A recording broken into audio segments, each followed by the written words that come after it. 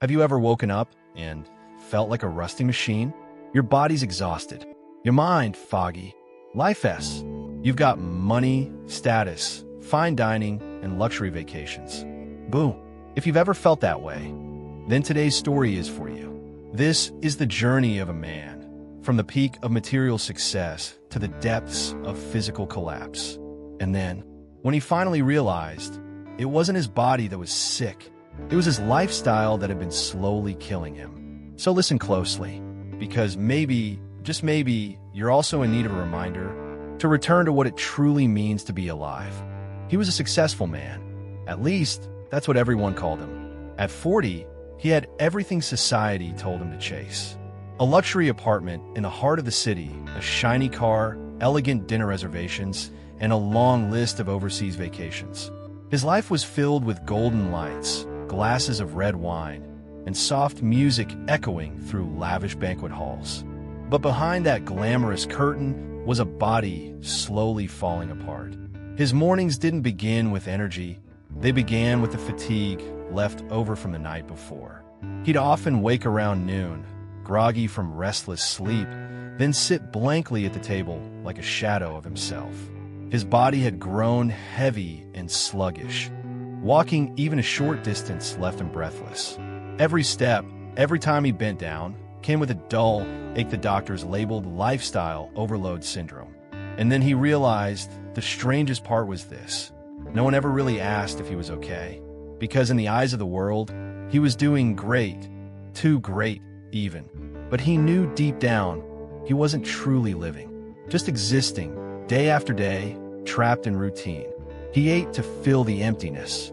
He slept to escape his thoughts. He threw himself into fleeting pleasures to convince himself he was still enjoying life. But the more he enjoyed, the more exhausted he became. His health faded. His passion vanished. And worst of all, his sense of purpose disappeared. He began to panic, not because of illness, but because deep down he feared dying one day without ever knowing what he had really lived for. Then, one day, he booked a trip to a remote mountain retreat, hoping a change of scenery might help him feel better. And there, by chance, he met a strange man. Not flashy, not boastful, but with eyes so deep they seemed to see straight through him. Eyes that made him feel small and in need of saving. Not with medicine, but with truth, with a wake-up call. The old man appeared on a misty morning. He was sitting alone on the mountainside at a quiet little cafe tucked within the resort. A steaming cup of tea sat before him, but inside, everything had long gone cold. No one at the retreat noticed him, and he noticed no one until those eyes met his. An old man walked slowly, his gaze calm like the surface of a still lake. No luxury, no fame. Yet something about his presence made the world go quiet. He took the seat across from him, as if they had agreed to meet in another lifetime. No introductions, no small talk, just one question, soft as a breeze, but heavy as a bell toll in his chest. Do you want to know why you feel so drained? He looked up, and for reasons he couldn't explain, instead of pushing back or making excuses like he usually would, this time, he simply nodded. The man looked into his eyes and spoke, slowly and clearly. Because every day, you are poisoning yourself with 5 things. 1. You eat too much to fill an emptiness inside. 2. You sleep too long to escape the things you don't want to face. 3. You chase pleasure, but forget meaning. 4. You live without thinking, letting life carry you like driftwood. And 5. The worst of all, you do nothing that helps anyone else. Each word landed like a touch on an unhealed wound. He said nothing. There was nothing to argue, because the old man was right. Every word was true. Then the man continued, firm yet gentle. Your body hurts because your mind is hollow. Health doesn't vanish overnight. It's stolen by the habits you repeat every day. If you want to come alive again, start with the simplest things. Eat just enough. Sleep just enough. Do work that matters. And think like someone who is alive, not just surviving. For the first time in years, he felt awake. Not because of sermon, but because this man spoke as if he had lived through the same pain himself. Before he left, the old man offered one final line. You don't need to change everything in a day. Just begin and don't look back. That day, the mountains were still blanketed in mist. But within him, a sliver of light had finally begun to break through. That night, he couldn't sleep. Not because of back pain, not because of insomnia like all the nights before, but because for the first time in a very long time, his mind was full of thoughts. The old man's words echoed again and again, like a sacred verse he had never heard before. He began to look inward, not in the mirror, but through fragments of memories he had tried so hard to bury. The endless parties, the sluggish mornings when he pulled the curtains shut to avoid the sun, the distant getaways that were really just escapes from himself. And he realized he hadn't been living. He had been running from the emptiness, running from the question, why was I even born? And so, the very next morning, he began to change, not through grand resolutions, but through the smallest acts. He woke an hour earlier, started walking the trail behind the retreat. Just a few hundred meters at first, but it was a victory both for his heavy body and his tangled mind. He ate lighter, avoided the fancy, indulgent meals, began listening to his body instead of catering to his cravings. He asked the resort manager if he could help with small tasks, watering plants, cleaning up, guiding new guests. And in doing so, he saw something he hadn't seen in years. Smiles, genuine ones, reflected in the eyes of others because of something he had done. Most of all, he started writing, journaling thoughts, feelings, things he had never dared to confront before. His body didn't slim down overnight. He didn't become fit in a week. But the most important change had already begun. He had awakened. Awakening wasn't some dramatic movie moment. It was the quiet knowing, each morning as he opened his eyes, that he had a reason to get up. It was asking, when drowsiness crept in, what better use could I make of this moment? It was looking at a rich dessert and choosing what his body needed, not what his emotions craved. He began to feel lighter, not just in body, but in spirit.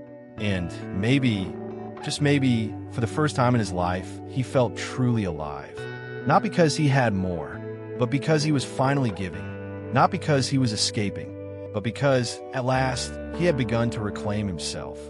1 month later, he returned to the city, not in his usual luxury car. No bodyguards, no designer luggage, no sunglasses hiding a weary face.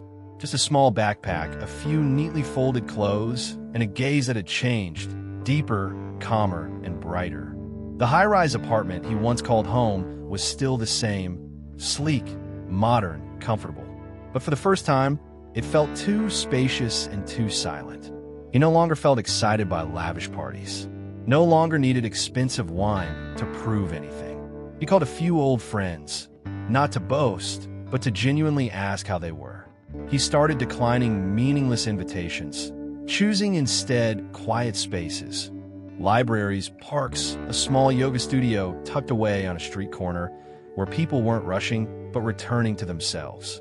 He spent time talking with his parents, something he'd postponed for years. He cooked his first meal in months, clumsy but full of life, because now every small thing he did held meaning. Most importantly, he began to give back. He offered to volunteer as a mentor for a nonprofit that supported public health. He shared his own story with people who were lost, just as he once was. No preaching, no judgment, just honesty, just truth. And every time he spoke, he felt a little bit lighter. Every time he helped someone, he felt his life become a little more worth living. From a man surrounded by luxury, yet consumed by illness, he had become someone entirely new, simple, grounded, and purposeful. He no longer sought satisfaction through possessions, but fulfillment through the richness of his own soul. He no longer chased outer light, because he had finally found the flame burning quietly within. And one evening, in the middle of a bustling city street, he suddenly remembered the old teacher's words. You don't need to change everything in a day. Just begin and don't turn back. He smiled, because he knew he hadn't turned back. And at last, he had truly returned, not as a successful man in society's eyes, but as a whole human being, awake, present, and finally living in alignment with the deepest truth of who he was. Life is a long journey that each of us must walk alone. Some choose to run fast toward the finish line. Some spend their days hiding, trying to escape. But then there are those who, after stumbling, after getting lost in luxury and exhaustion, find the courage to pause and learn how to live again from the very beginning. That man, once surrounded by comfort, once broken in both body and spirit, is now a living testament to one simple truth. It is never too late to return to yourself. He is no longer the man chasing fame, fortune, or fleeting pleasures. He is someone who lives quietly, but deeply, consciously, and with a clear purpose. Not to get more, but to give more. From a stagnant body, he was reborn through discipline and awareness. From a restless mind, he found peace, T, and FR, disco, to live true to the human part of himself. And then, one day, a young man came to find high. Tired eyes, heavy shoulders, the same style. He didn't preach. He simply sat down beside the young man, just like the old teacher once sat down with him. He smiled and gently asked, "Do you want to know why you feel so empty inside?" The circle had closed, but life, it had just opened a new path.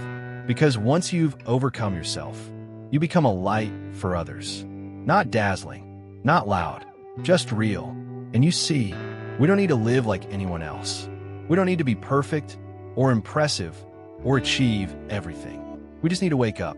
Wake up to what we're doing with each passing day. Wake up so we don't waste our lives chasing hollow desires. Wake up to realize life is about being grateful, being loving, and being generous. If you're feeling tired, pause, take a deep breath, and ask yourself, am I truly living or just existing? Because the moment you dare to ask the question, your journey of awakening has already begun. Life waits for no one. It keeps moving, whether you're awake or asleep, whether you're truly living or just existing in an empty shell. But there is always a chance for those who dare to stop, to look inward, to change, even if it's just one small step each day.